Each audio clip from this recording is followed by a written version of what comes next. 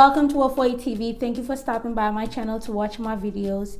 If you're new to my channel, please subscribe, hit the subscribe button so that whenever I drop new videos, you will get alert and or notification. And then if you have been coming here and have never subscribed, please subscribe so that you do not miss any of my videos.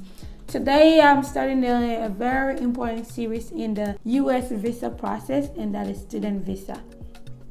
All right, this is going to be in series because it's a little broad, and I don't want to cram so much information into one video. So I'm going to do the first series that will be finding a school, and I'll be telling you the things that you need to do and where to start. All right, so if you are either considering coming to the United States to further your education, either undergrad or for your graduate studies, well, you are in the right place and you are looking at the right country. To come to a school in the United States, there is visa process that is in there. That I'll talk about that in a different video. But today I'm going to talk about the program. So first of all, before you even start, what are you interested in? What do you want to do? You need to know what you want to do. What is your career goal? What motivates you? That will help in picking the right school, because if you have no idea what you want to do, then you end up wasting your money on a program that you shouldn't have been in the first place. And education is quite expensive, so you want to make sure of that first. So after you've decided on what you want to do, the program that you want to do, the next question that I want to ask you is that, are you interested in a private or a public school? Public and private school, the difference is that one is publicly funded and then the other is not. And what it means for students is in your pocket. The private schools are very expensive compared to public universities. So is that something that will factor in your decision? You should put that into consideration. All right. So now after you've decided the program and then whether you want a public school, we're going to hit Google. So you go to Google and then you put in the top. Say the program that you decided to go with will be civil engineering. So you pick top 20 civil engineering public universities in the United States or in USA or in US, and then it will give you a list. Or you can say top civil engineering public universities in USA 2021 or 2022, so that you get updated information. But I think you're going to get similar information whether from last year or in this year. All right. So when you do that, you're going to come up with a long list. And the goal is to apply to as many schools as possible so that you don't restrict yourself to one school. And then if you don't get an admission, then you have to miss a whole school year. All right. So after you've come up with this list of schools that you have there, the reason why I mentioned top is that you want to pick a university that is good, that has prestige in their programs, because there are some schools, not all top schools have great programs. So there are some schools that are known for specific programs and nobody comes close to them in these programs. And then when you look at certain other programs, they are trash. Okay, so that's why you do the top, so that you go to the top programs. So you don't go by just the name of the school, because the name of the school might mislead you. If you pick certain schools, schools like if you pick MIT to do gender studies, it wouldn't make sense because that school is not known for that. So that's why top or the best university for this program is important when you're doing your search. All right. So now we've gone to Google, we've come up with a list of schools and we want to look at the schools. So you have to print them out or you have to write them down. all right? Because we are going to hit all of these schools one after the other. Remember, it doesn't mean that you're going to just go and apply to these schools with just this list. You have to do a little bit more research. So now you go to the school's website and then you look at the programs, all right? When you look at the programs, look at the courses that they teach in these programs. Let's say you want to do, say, geography, all right? Geography program in University of North Carolina and the geography program in Texas A&M might be the same, but there might be few things that may be different. There might be slight variation.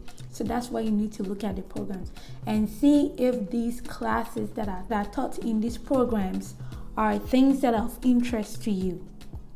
Because you don't want to end up in a program where there's some classes that you don't care for, right? Meanwhile, you're paying for them. So you want to make sure that the courses that are within that program, there are things that are of interest to you. Most of the schools will even explain out what the course is about and the things, they will give you like a brief summary of their course, all right? After you do that, look at the student life page. If the school has one, or student activity with student population, something that has to do with student or life on campus, you need to check that page out to see how it feels to be on that campus. What is it like? I know they'll be showing their best pictures and stuff, but hey, not everything that you can hide. So at least you can get a little feel of how the campus is like. The other thing that you can do is you can look at student population. You can go into their search about student population statistics on campus to see what is the diversity on campus. I know that it may not mean much to certain people or some people when they are coming from outside of the United States, but trust me, it matters a lot when you enter into the United States, when you end up on a campus that the culture is different. When I'm saying diversity, I'm not just talking about race, but the cultures.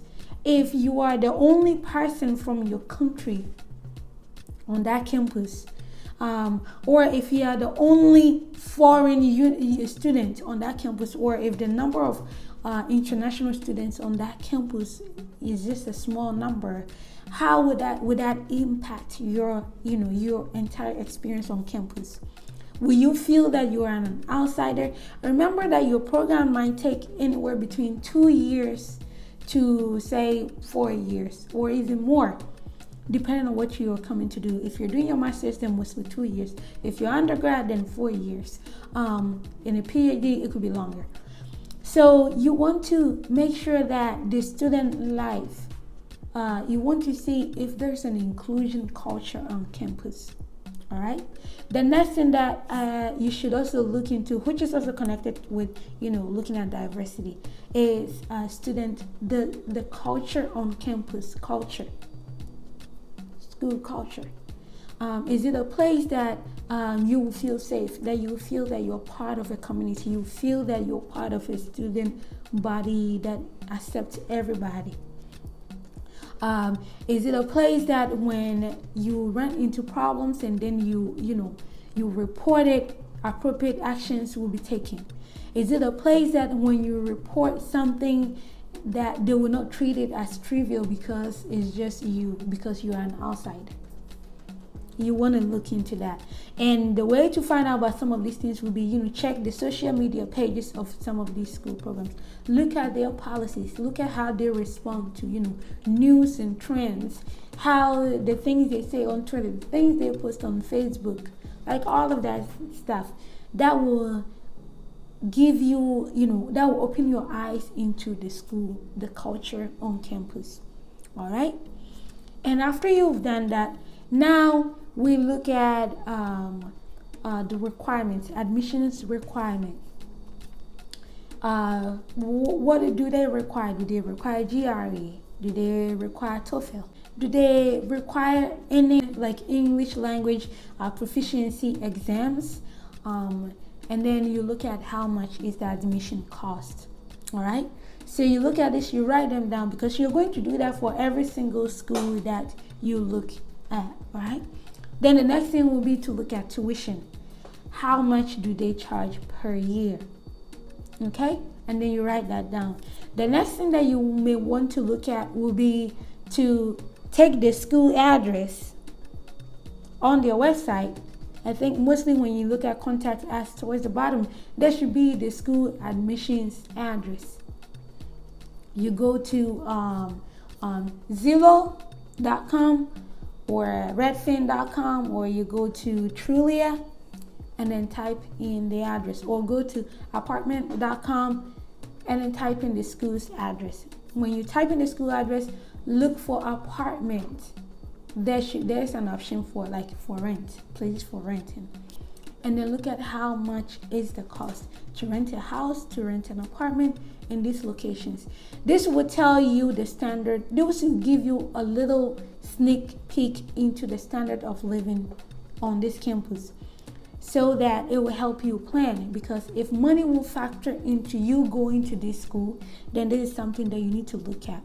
All right. So later I will make videos about funding, how to fund your education in the United States, and then I'll talk about how to integrate into student life, being part of it. You're coming to school, you're spending money, you might as well, whether the money is coming from your pocket or coming from somebody's pocket, you are paying for it, and you want to get the most out of your money, enjoy school life, and then get your degree. Okay. So if you enjoy my videos, please subscribe, share, and comment with anything that you want me to know. If you have any questions that you want to ask me, I'll be happy to answer to you, because I attended my school here in the United States, and I can share with you firsthand experience about how it was for me when I attended college here. Please follow me on Facebook. The official Facebook page for this channel is WoFoy TV. Most of my videos that I share here, I share on that page too. So if you're on Facebook, just check me out. Follow my page. If you have any questions, you can ask me there. There's a message option there that when you send it comes, it's like a private message, and then we can communicate. You can ask me things that has to do with immigration. All right. Anything that has to come into school, anything has to do with, settling down in America. I'm not an immigration lawyer. That is one thing that I want you to know. And coming to school in America, you don't even need a lawyer. This is something that you can do on your own. You don't need to pay somebody. But if you want to use a consultant, go for it. I would not discourage you from doing it. But I'm just saying that you can do the hard work on your own. But if you want to pay someone to do the hard work for you, then hey, take a shot at it. You can join my Facebook group, Moving to America /WoFoy TV. This page, anything about immigration, coming to school in America, DV lottery, petition for your husband, bringing your boyfriend, your fiance, like work visas, just anything. Just ask me anything about U.S. immigration. If I'm familiar, I'll let you know. I love you for all the support that you guys have given me. It's more than I could have ever imagined. Please continue to support me on this channel so that I can keep making more videos and, getting more information and getting more answers for you guys. I love you. And like I said, I'll continue this series. The next videos I'll make about, applying to the school, getting funding for the school, and then one day maybe I'll share my experience on American college campus. All right. Thank you guys. I'll see you on my next video. Bye-bye.